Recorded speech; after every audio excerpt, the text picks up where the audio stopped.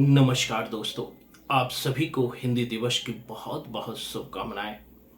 दोस्तों, आज हम चर्चा करेंगे एक तो हिंदी दिवस मनाया क्यों जाता है और भारत में हिंदी की स्थिति क्या है।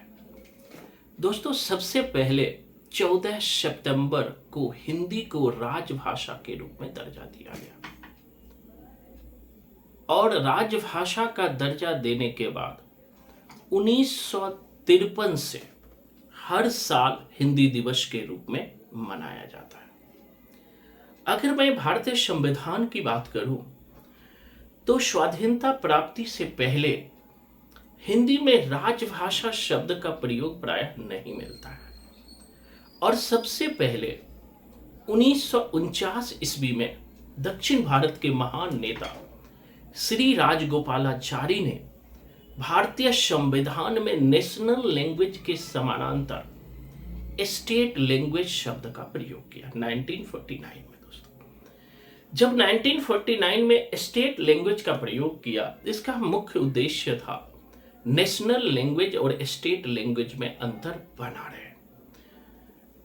अब इसके स्वरूप को जानने के लिए हिंदी को भारतीय संविधान में स्टेट लैंग्वेज का दर्जा दिया गया।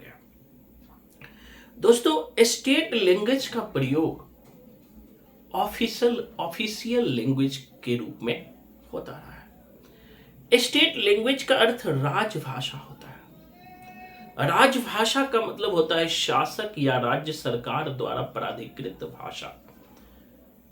भारतीय लोकतंत्र में शासन या सरकार के जो गठन की प्रक्रिया है, उसी प्रक्रिया के तहत राज्य भाषा को भी अपनाया गया। अगर राज्य भाषा क्या है तो दोस्तों, भारतीय संविधान द्वारा सरकारी कामकाज, प्रशासन, संसद या विधानमंडल या न्यायिक कार्यकलापों के लिए जो स्वीकृत भाषा है, उसे ही राजभाषा कहा गया।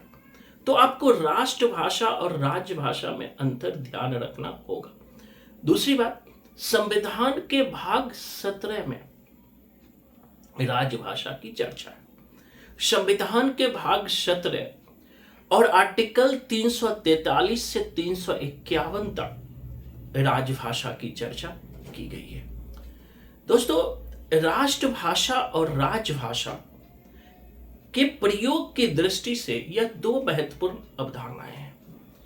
किसी भी देश में या हर देश में प्रायः देश में एक ही भाषा राष्ट्रभाषा भी होती है और राजभाषा भी होती है। जैसे इंग्लैंड में अंग्रेजी नेशनल लैंग्वेज और स्टेट लैंग्वेज दोनों है। इसी तरह पाकिस्तान में जो उर्दू है वो नेशनल और स्टेट लैंग्वेज दोनों है। दोस्तों, मैंने तो ये चर्चा की कि राजभाषा क्या है। अब आते हैं राष्ट्रभाषा, जिसे हम नेशनल लैंग्वेज कहते हैं। दोस्तों, राष्ट्रभाषा वह भाषा है जिसका प्रयोग किसी राष्ट्र के निवासी जीवन के सभी संदर्भों में स्वाभाविक रूप से करते हैं, जबकि राजभाषा वह भाषा है जिसका प्रयोग कामकाज के लिए करते हैं। अगर मैं राष्ट्रभाषा और राजभाषा के अंतर की मैं बात करूं तो 2-3 अंतर जरूर ध्यान में रखना हिंदी दिवस के अवसर पर। पहला, राष्ट्रभाषा जनसामान्य द्वारा स्वीकृत भाषा है जिसका प्रयोग सभी व्यक्ति आपसी बातचीत में, विचार विमर्श में, लोक व्यवहार में करते हैं। जबकि राजभाषा का संदर्भ सीमित होता है, वह केवल सरकारी कर्मचारियों और अधिकारियों द्वारा सिर्फ कार्यालय में प्रयोग किया जाता है। दूसरी बात, जो राष्ट्रभाषा है उसका भंडार औपचारिक होता है, गैर परिभाषित होता है, अनिश्चित होता है। इसका कोई राष्ट्रभाषा का कोई निश्चित व्याकरण नहीं होता है। भिन्न भिन्न स्थानों के लोग एक ही वस्तु के लिए भिन्न भिन्न शब्दों का प्रयोग कर सकते हैं। एक ही शब्द अपनी संस्कृति के अनुसार अपने उच्चारणों में परिवर्तन कर लेते हैं। जबकि राजभाषा का जो शब्द भंडार होता है वह परिभाषित होता है, औपचारिक होता है, निश्चित होता है। वह एक निश्चित अवधारणाओं के लिए उसमें निश्चित शब्दों का प्रयोग किया जाता है। इसी तरह दोस्तों, राष्ट्रभाषा, देश का सांस्कृतिक जीवन राष्ट्रभाषा में ही व्यक्त होता है। जो कल्चरल जीवन है, जो आप कविता की भाषा देखते हैं, जो कल्चरल जीवन है, वह राष्ट्रभाषा, नेशनल लैंग्वेज में प्रयोग होता है, ना कि राजभाषा में। उदाहरण के लिए आप देख सकते हैं कोई धार्मिक फेस्टिवल, त्योहार, सामाजिक उत्सव, हाट बाजार, जहां देश की आत्मा बोलती है वही राष्ट्रभाषा होता है। जहां देश की आत्मा बोलती है वही राष्ट्रभाषा होता है। दूसरी तरफ राष्ट्रभाषा का प्रयोग दोस्तों हम साहित्यिक भाषा या काव्य भाषा में भी करते हैं, जबकि राजभाषा का प्रयोग नहीं।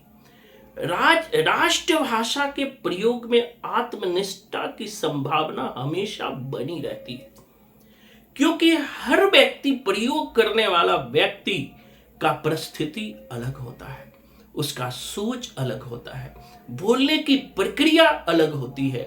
जबकि राजभाषा की जो प्रकृति होती है वो वस्तुनिष्ठ होती है, जिसकी शब्दावली, ध्वनि संरचना में व्यक्तिगत तत्वों की भूमिका नगण्य होती है। मतलब राजभाषा को आप अपने अनुसार नहीं बोल सकते हैं, लेकिन नेशनल लैंग्वेज को आप अपने अनुसार बोल सकते हैं। ये बहुत बड़ी बात है दोस्तों। किसी देश की राजभाषा कोई विदेशी भाषा हो सकती है, जैसे कि अंग्रेजी शासन के दौरान भारत की जो राजभाषा वो अंग्रेजी थी, लेकिन राष्ट्रभाषा कभी भी विदेशी नहीं हो सकती है। राजभाषा हमेशा देशी ही हो सकती है। दोस्तों, राष्ट्रभाषा में परिवर्तन स्वाभाविक रूप से होता है। राष्ट्रभाषा में परिवर्तन धीरे धीरे होता है।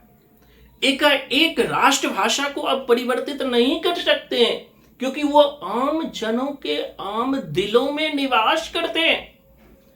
वही राजभाषा में कोई भी परिवर्तन थोपा जा सकता है।